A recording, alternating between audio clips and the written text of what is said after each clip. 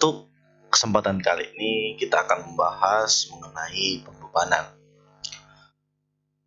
Beban yang bekerja pada gedung ini secara umum yaitu ada beban mati dan beban hidup. Kemudian nanti kita akan mendefinisikan juga tentang beban gempa. Untuk beban mati ini boleh kalian tambahkan definisinya berdasarkan kode terbaru yaitu 1727/2020. Nah, untuk besaran beban gempa, maksudnya beban mati. Beban mati ini kita gunakan sebagai berikut.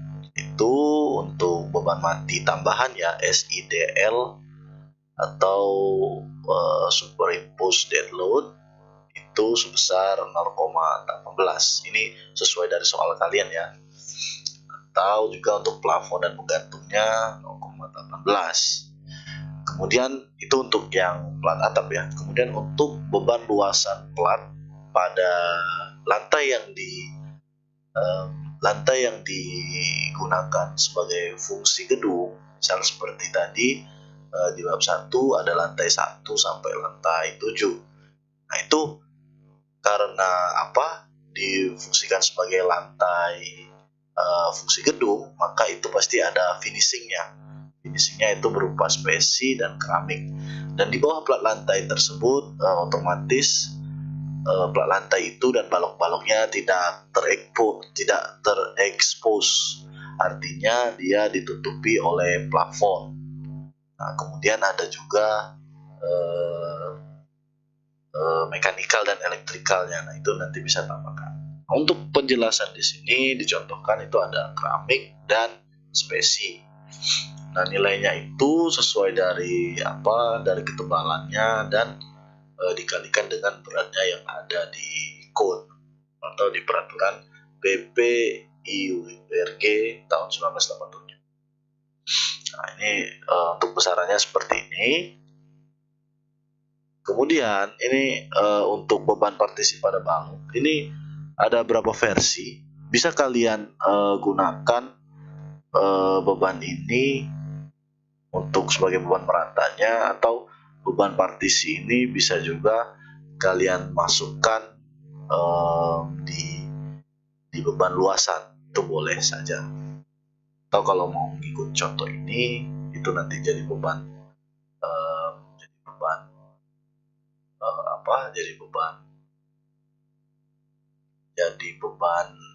di baloknya itu agak ribet untuk inputnya, jadi kita harus lebih tricky lagi dalam inputnya nanti di etap.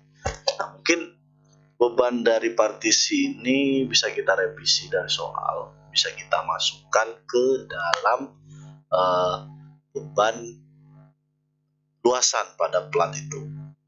Nah, untuk besarannya itu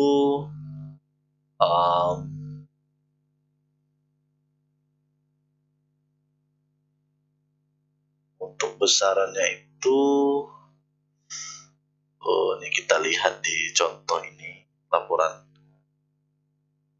perhitungan bebannya.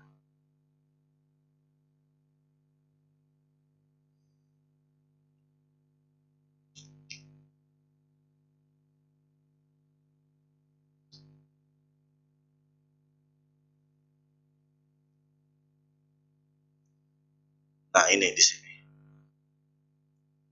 Untuk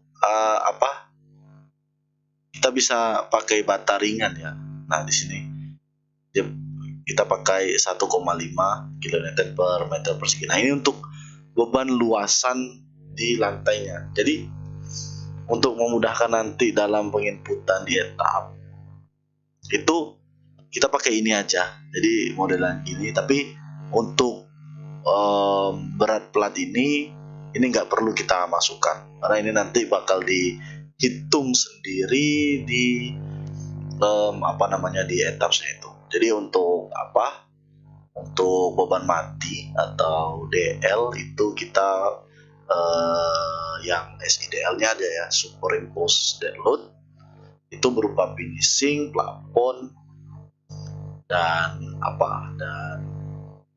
ringan. Kemudian ME-nya juga ada. Nah ini tapi sebenarnya kalau dari soal kita ini kan bebannya itu beban mati tambahan pada plat, keramik, spesi, ME, dan plafon. Nah, ini besarannya nggak ada kan. Nah, jadi ini kita ngikutin aja dari sini, dari contoh ini. Nah ini keramik, spesi itu nih finishing, kemudian plafon, kemudian ME, kemudian dinding bata ringan. Nah kita pakai seperti ini aja untuk mengisi di bab 2 untuk beban matinya. Nah, kita ambil ini yang aku blok ini ya. Nah ini kita pakai ini aja untuk beban mati pada plat yang difungsikan sebagai fungsi gedung. Kalau di tugas kalian itu dari lantai 1 sampai lantai 7-nya. Kemudian di sini udah ya. Nah ini jadi agak perlu seperti ini. Ini agak beda. Kemudian beban hidup. Nah beban hidup ini boleh kalian tambahkan ininya definisinya berdasarkan kode terbaru. Kemudian kita kita jabarkan untuk beban-beban tersebut sesuai dengan peruntukan lantainya. Boleh kita tampilkan seperti di ini tadi di setiap tinggi plat ini. Nah seperti ini. Bisa mungkin kita buat tabel yang ini, kemudian fungsinya apa, kemudian beban hidupnya berapa gitu, sesuai dengan kode. Selanjutnya kita menentukan beban gempa. Nah beban gempa ini yang pertama kali kita harus mendefinisikan kategori risiko pada gedung yang akan kita rencanakan. Itu berdasarkan dari kode 1726/2019. Itu kita cari berdasarkan dari fungsi gedung kita. Nah untuk kalau di contoh ini kita pakai penjara. Nah kalau di tugas kamu itu agak ribet ya di sini ya. Ini ada ada di dalam satu gedung itu ada restoran, ada toko, ada ruang rekreasi atau ruang biliar kan, kemudian ada bioskop. Nah, untuk penentuan kategori risiko ini, kursornya kenapa ini?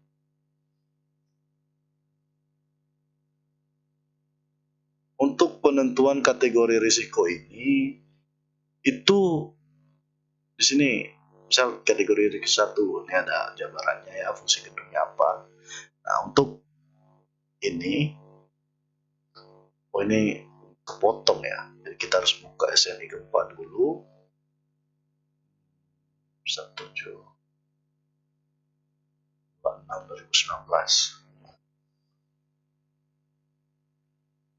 kita buka kode gempanya, kita cari tabel untuk penentuan kategori risiko.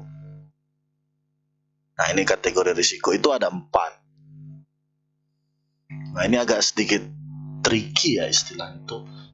Kalau gedungnya itu difungsikan ada berapa fungsi di sini, fasilitas pemadam kebakaran. Jadi di situ ada toko, restoran, dan tempat rekreasi sama bioskop ya. Nah, kalau kita secara general gedung tadi bisa dikatakan sebagai pasar ya, pasar. Maksudnya mall ya, mall. Nah, atau di sini kita bisa katakan dia adalah ya pasar atau rumah toko. Toko ada kan di situ ya. Kemudian ya karena pusat perbelanjaan lah atau mall lah. Berarti itu bisa masuk ke kategori risiko 2. Tapi di lantai 7-nya itu ada bioskop. Nah, sedangkan bioskop di sini masuk ke kategori risiko 3. Nah, jadi untuk penentuan kategori risiko ini kita mau ngambil yang mana? 2 atau 3. Nah, untuk case yang ini itu kita melihat kategori risiko yang lebih besar. Karena di gedung itu ada bioskop, maka gedung itu bisa kita katakan sebagai kategori risiko 3. Karena bioskop dan pusat perbelanjaan itu lebih tinggi kategori risikonya bioskop daripada pusat perbelanjaan. Nah, jadi untuk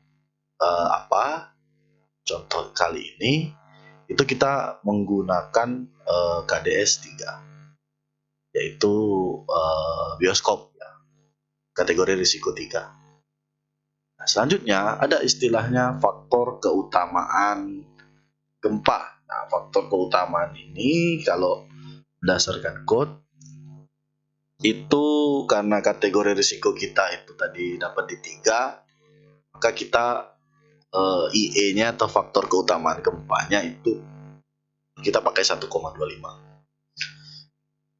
Nah, kemudian klasifikasi situs. Nah, klasifikasi situs ini fungsinya untuk mencari respon spektrum gempa untuk analisis desain gempa dinamik. Dan nilai-nilainya juga, nilai-nilai parameternya itu juga bisa digunakan untuk melakukan analisis desain gempa statik. Nah, caranya bagaimana? Caranya pertama kali, kemarin kalian sudah diberikan data tanah, data SPT seperti ini.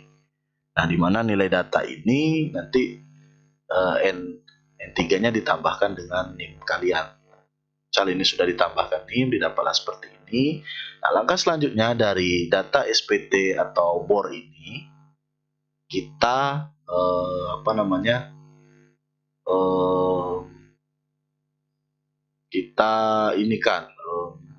kita cari nilai rata-rata NSPT-nya. Nah, caranya gimana? Caranya kita buat tabel seperti ini. Tabelnya ini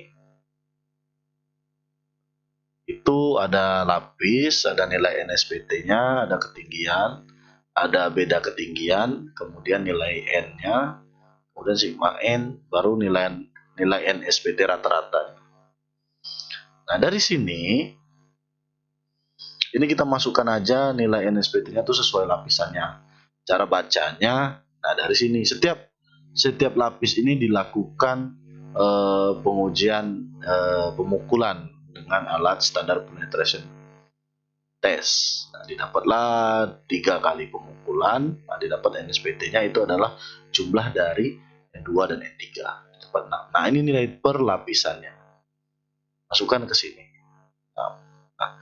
Untuk ketinggiannya kita bisa lihat di sini. Terakhir dia mengambil sampel UDS itu di mana? Nah, di sini di 2. Berarti untuk lapisan pertama itu di 2 meter. Nah, ini kan depth-nya ya, kedalamannya. Berarti kedalamannya 2 meter. Kemudian yang selanjutnya untuk UDS-nya di 4,5. Lapisan ketiganya di 6,5 dan seterusnya. Nah, kita masukkan di sini. Nah, nilai NSPT-nya itu ambil dari sini. Selanjutnya untuk beda tinggi ini kita tinggal lapisannya dikurangkan dengan lapisan di atasnya. Jadi misal yang lapisan kedua ini 4,5 dikurang dengan 2 dapat 2,5 dan seterusnya. Jadi ini ngikutin rumus saja ya, ngikutin rumus. Ini beda tebal di bagian SPT, didapatlah sigma N. Nah, sigma N itu didapat dari ini, dijumlahkan. Kemudian dapatlah nilai N, yaitu 30 dibagi sigma N. Ini N rata-ratanya ya maksudnya. Didapat nilai 13,98. 13,98 itu tanah lunak atau SE. Nah, ini gimana bisa tahu nilai tanah lunaknya? Kita buka ke code-nya SNI 1726 2019. Kita cari yang klasifikasi situs. Nah, ini dia. Tabel klasifikasi situs. Untuk nilai N rata-rata, kalau kecil dari 15 itu tanah lunak.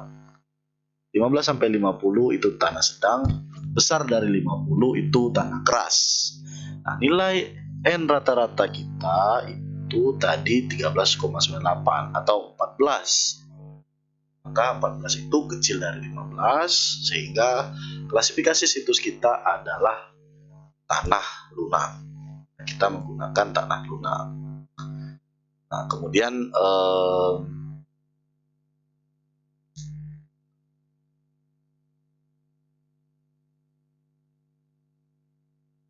lokasi kita di Danau Teluk. Nah, untuk menentukan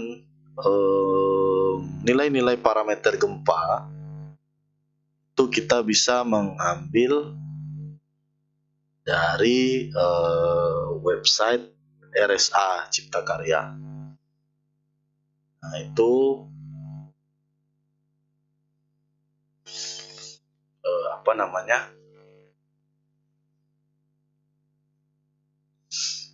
Berdasarkan dari koordinatnya. Tadi sudah ya klasifikasi situsnya ya. Ini kemudian kita masukkan koordinat. Ini nanti kalau di laporan kalian tambahkan ya ini. Kalau ini tiba-tiba langsung aja tanah sedang, nah itu seharusnya ada perhitungan NSPT-nya. Nah, selanjutnya kita menentukan nilai parameter gempanya. Kita buka ini Google Chrome dan kita buka RSA Cipta Karya. Nah, untuk ini kita pilih yang aplikasi Respons Spektra 2021. Selanjutnya kita juga buka Google Maps untuk mengambil koordinat. Ini kan karena kita latihan hanya tugas, jadi kita contoh saja gitu ya maksudnya. Nah, untuk tugas yang menjadi contoh ini kebetulan di Kecamatan Danau Teluk Kota Jambi, maka kita akan mengambil koordinat Kota Jambi tersebut. Sebentar, ini sedikit loading.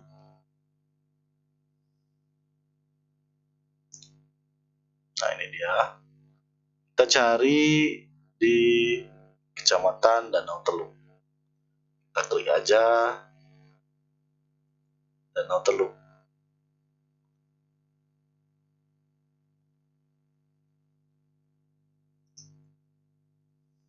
Danau Teluk Kota Jambi.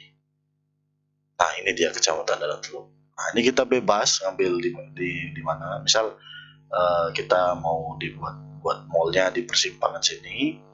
Nah, dapatlah ini koordinatnya ya, kita copy, salin. Nah, koordinat ini nanti kalian masukkan ke dalam tugas kalian. Nah, caranya untuk memunculkannya kita paste. Nah, ini yang lintang itu yang minus, nah yang bujur itu yang plusnya 100-an itu ambil, masukkan ke daerah bujur. Dan kita tampilkan. Nah, didapatlah ini grafik spektrum respon desainnya. Nah, untuk untuk menggantinya, kita tadi tanah lunak ya. Berarti kelasnya kita ganti. Kelas situsnya kita ganti jadi tanah lunak. SE tanah lunak. Loading dia, kita tunggu sampai berubah.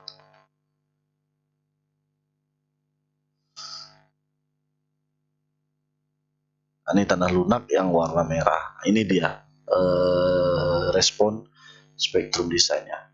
Nah, ini untuk parameternya kita bisa mengambil nilai PGA, SS, S1, TL, T0, TS, SDS, dan S1.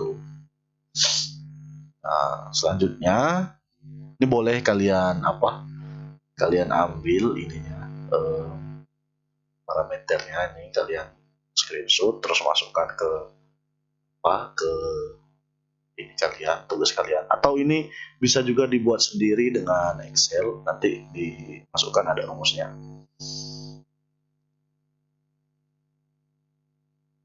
Ini salah ketik ya, bukan batas dimensi, ini maksudnya tabel parameter itu. Nah, parameternya ini terlalu banyak sebenarnya. Nah, kita ambil yang ada di sini aja nih.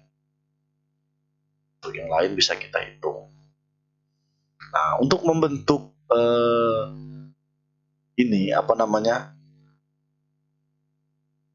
grafik respon spektralnya atau respon spektrum desainnya itu menggunakan rumus ini.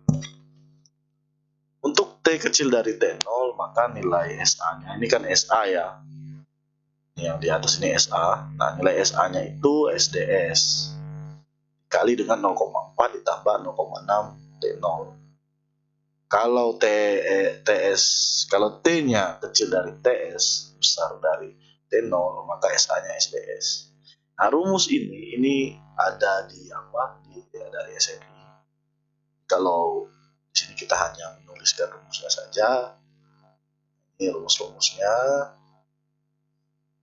sehingga kita bisa menggambarkan sendiri dengan tabel di Excel. Nah, ini dia.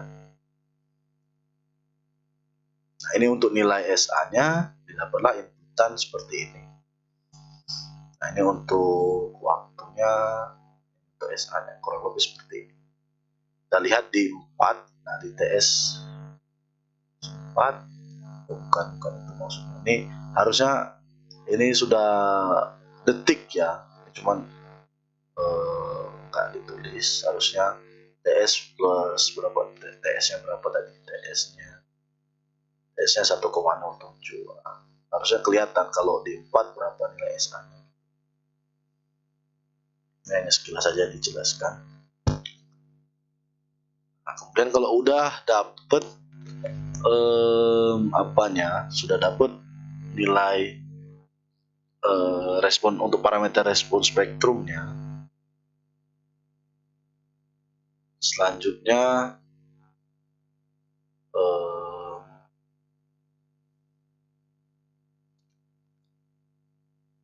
masih di beban gempa ya, dan pembebanan itu nanti.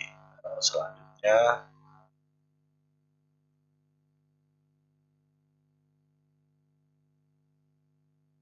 terlalu cepat. Nah, ini kalau sudah tadi. Nah, ini untuk atau untuk beban gempanya yang lebih lengkap kalian bisa mengikuti yang ini.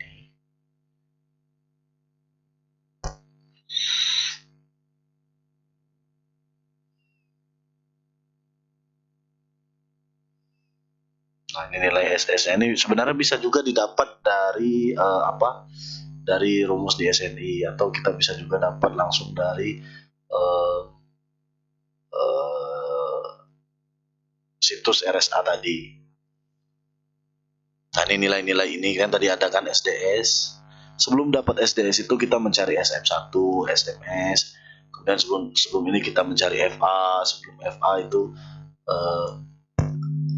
cari S1 dan SS. Nah, itu kalau mau step by step seperti itu bisa kita ngikutin dari SNI-nya. Habis dari kelas situs, kemudian dari kelas situs, nah ini kita bisa mencari nilai FA. Pertama kan SMS, untuk mencari SMS itu harus tahu SA-nya. Nah, sebelum itu dapat SS sama S1. Ini sebenarnya kita bisa baca dari peta gempa di lampiran. Nah, kalau kita pakai situs RSA tadi, itu langsung auto dapat SDS sama SD1. Nah, kalau ini kita ada contoh perhitungan sesuai step by step-nya.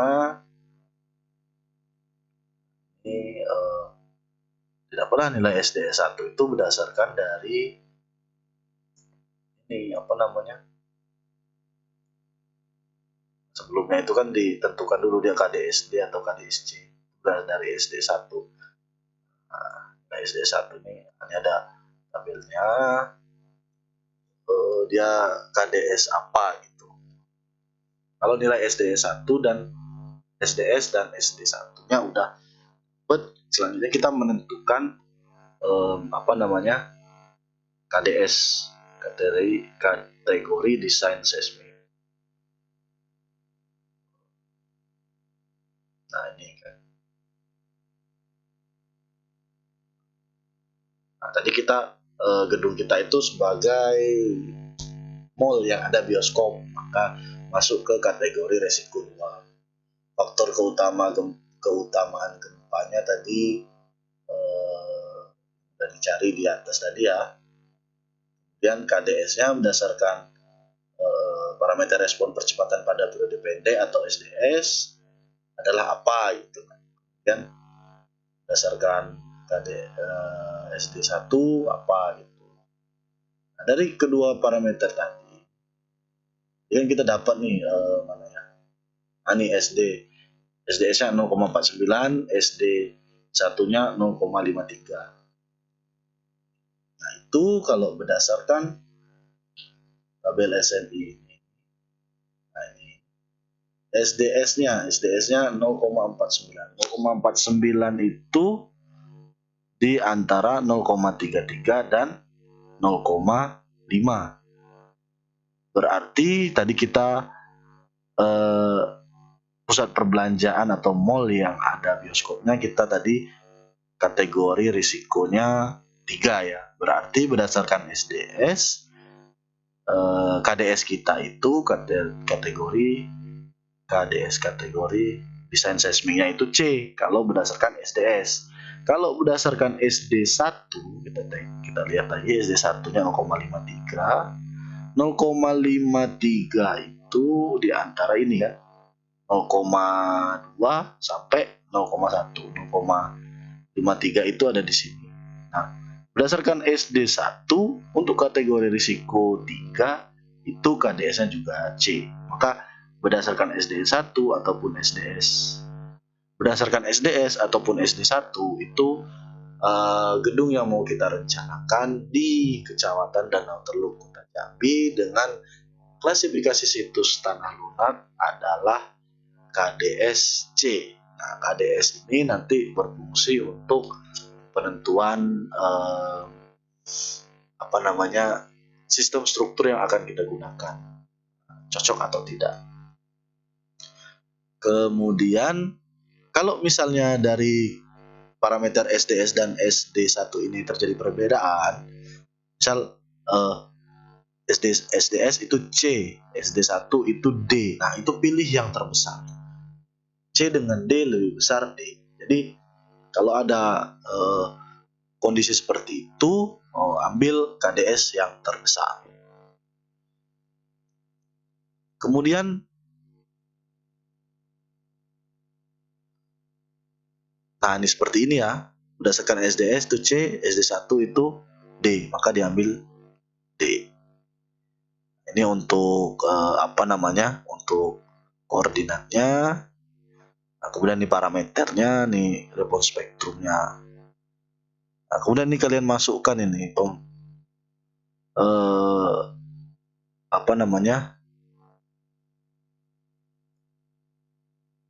untuk pembatasan periode fundamental.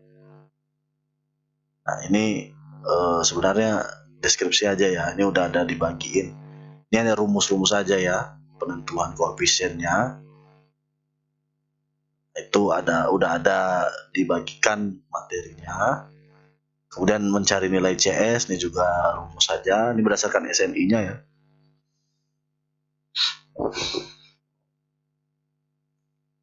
Nah, ini SNI-nya bisa dibaca sendiri.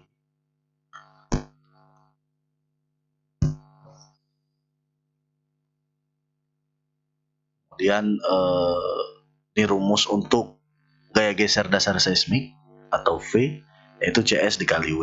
W itu berat seismik efektif. Itu bisa kita nanti hitung di di etaps. Kemudian faktor redundansi ini juga syarat yang ada di code, udah ada pasalnya. Kemudian efek P delta, kita harus memasukkan efek P delta di model strukturnya nanti itu sesuai dengan ketentuan yang berlaku di code itu nanti di bab 3 model struktur. Kemudian beban horizontal statik ekivalen. Nah, ini untuk untuk rumusnya ini juga sudah sesuai code. Kemudian distribusi beban geser dasar atau base shear menjadi gaya geser ringkat, atau ini kita yang pakai metode statik ekivalen itu. Ini juga rumus, hanya itu aja, hanya deskripsi. Kemudian ini arah beban gempa. Nah, ini nanti kalian masukkan aja ke ini ketika kuas struktur, penentuan simpang terlantai. Nah, ini maksud struktur lainnya itu karena kita mau pakai struktur dinding geser. Kemudian ada penentuan ini ada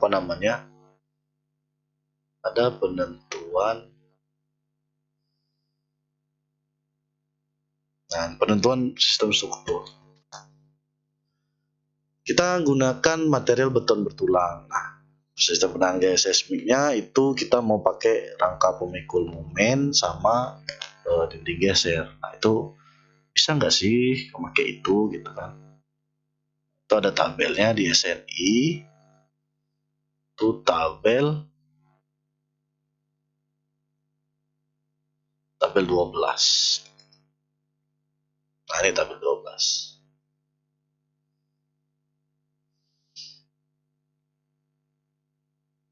Nah, ini ada sistem dinding penumpu, ada sistem rangka bangunan, kemudian sistem rangka pemikul momen, kemudian sistem ganda dengan rangka pemikul khusus,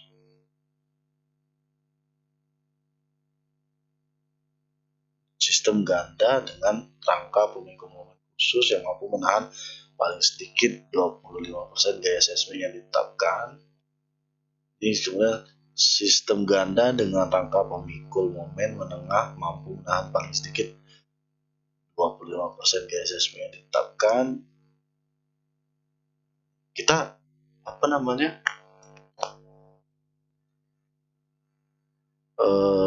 mau pakai yang antara yang kita sistem ganda kan, dual sistem ya. Nah, yang D atau yang E.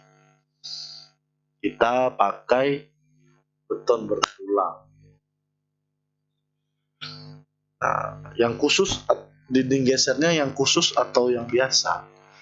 Jadi nanti sistem ganda ini dari 100% gaya gempa atau gaya seismik yang membebani struktur tersebut atau gedung tersebut itu 75%-nya itu dipikul oleh dinding geser dan 25% lainnya itu dipikul oleh struktur rangkanya.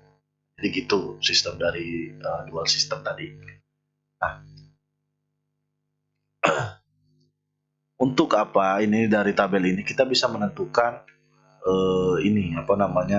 koefisien modifikasi respon sama faktor kuat lebih sistem sama faktor pembesaran defleksi atau CD. Nah, ini nanti nilai-nilai ini bakal kita input ke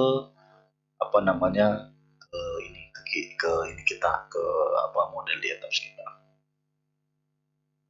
Sistem ganda dengan rangka pemikul momen khusus yang mampu menahan paling sedikit 25% gaya seismik. Nah, kalau misalnya kita pakai yang D ini, bisa nggak ya gitu? Nah, misal kita yang mau coba yang dinding geser beton bertulang khusus atau yang biasa.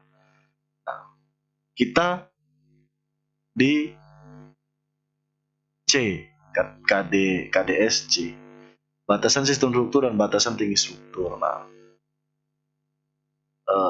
dibatasi atau tidak diizinkan. TB ini tidak dibatasi, TI ini tidak diizinkan, atau Kalau ada parameter angkanya, nah segitulah ketinggiannya. Kita tadi C, KDS kita C, maka misal kita mau menggunakan yang D sistem ganda dengan rangka pemikul momen khusus, berarti rangkanya pemikul momen khusus yang mampu menahan 25% gaya dengan struktur utamanya itu dinding geser mau yang dinding geser beton bertulang khusus atau biasa. Nah, kalau untuk C yang biasa aja tidak dibatasi, yang khusus juga tidak dibatasi. Jadi antara kedua ini bisa. Nah, kalau misalnya mau pakai yang biasa, nilai parameternya yang ini. Kalau mau pakai yang khusus, parameternya ini. Itu tidak dibatasi di antara kedua itu. Jadi bisa. Di sini ada kode 9 dan H. Kita tengok apa itu. Kita lihat apa itu maksudnya. Nah, dinding geser itu kalau ada kode G tadi, dinding gesernya itu sebagai dinding struktural. Nah, jadi bedanya dinding geser dengan dinding yang ada di bangunan itu, ya dinding geser itu emang dinding struktural atau dinding yang menahan gaya. Struktur itu kan yang menahan gaya kan. Nah, kalau dinding biasa seperti bata merah ataupun bata ringan, itu hanya sebagai partisi, bukan sebagai struktural. Bedanya. Dan yang H, definisi dinding struktural khusus itu termasuk konstruksi precetak dan cor di tempat. Nah, jadi kalau konstruksinya nanti itu mau precast atau cor di in situ, cast in situ, nah itu boleh juga. Jadi bisa kalian kalau mau pakai sistem ganda D ini, mau yang khusus atau biasa bisa, tidak dibatasi. Untuk C, kalau C ya. Tapi kalau dia D atau E atau F, itu lain cerita. Nah, itu sesuaikan. Misal didapat tadi KDS-nya D. Nah, kalau KDS-nya D itu untuk yang biasa tidak diizinkan. Jadi mau nggak mau pakai yang khusus, dinding geser beton bertulang khusus.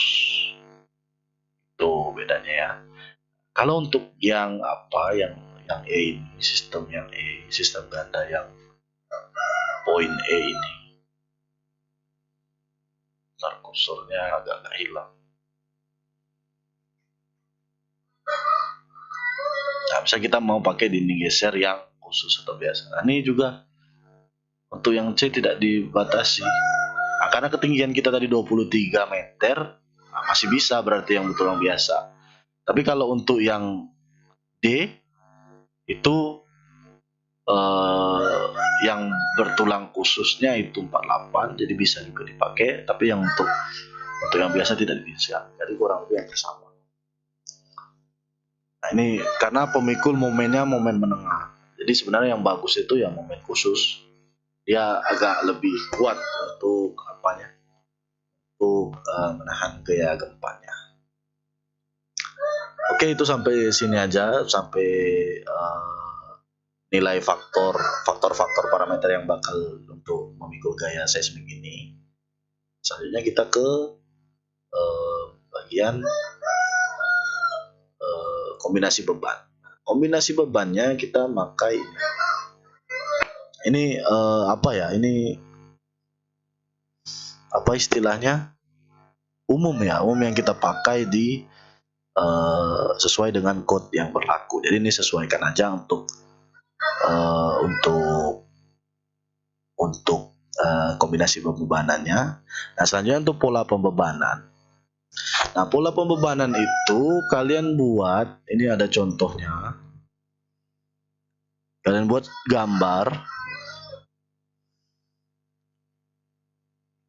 Nah, kalian buat gambar, nih ada contohnya. Gambar dari yang udah dibagikan denah kalian ini. Nah, itu sesuaikan per ruang-ruangnya. Misal di di gedung kalian ini seperti yang contoh tadi ini sebagai mall dengan ada bioskop, itu ya untuk misal beban matinya sama ya, semua sama berarti per pelat ini. Tapi kalau misal beban hidupnya berbeda, jadi kalian menggambarkan denah pembebanan di lantai 1 2 itu sama restoran, kemudian 3 sampai 5 3 sampai 6 itu toko, terus 3 sampai 5 itu toko, terus 6-nya itu tadi apa, tempat biliar, terus 7-nya itu bioskop. Nah, itu berarti untuk beban hidupnya dibedakan. Tapi kalau beban beban matinya sama ya berarti satu saja. Berarti kalian buat lantai lantai 1 sampai lantai 7. Berarti ada dua sama lantai atap 1 sampai 7 terus atap itu untuk denah pembebanan beban mati. Oke, mungkin cukup sampai di sini saja. Semoga yang disampaikan bisa kalian pahami dan kalian aplikasikan untuk mengerjakan tugas kalian. Oke, terima kasih.